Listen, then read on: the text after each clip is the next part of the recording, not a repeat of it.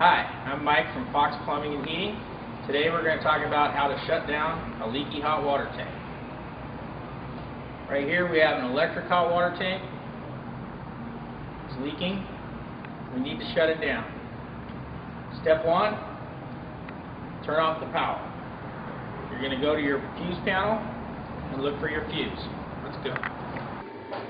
At your fuse panel, hopefully it's marked correctly as to which fuse will turn off the power to your electric hot water tank. This one says number 24 and 26. Coming down here, I find 24, 26. Turn the fuse off.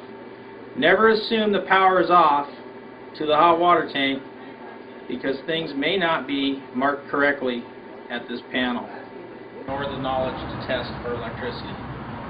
Just don't assume that the power is off. Second, we're going to need to shut the water off.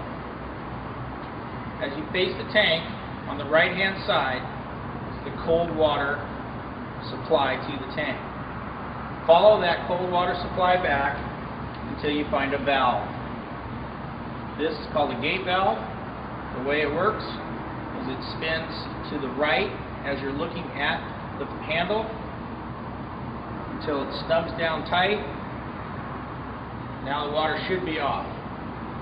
Valves might not always turn completely off. Once again, to shut down a water heater, whether it be gas or electric, you want to shut the electric. Don't assume that the power is off. Second, we're going to need to shut the water off. As you face the tank, on the right hand side is the cold water supply to the tank. Follow that cold water supply back until you find a valve. This is called a gate valve. The way it works is it spins to the right as you're looking at the handle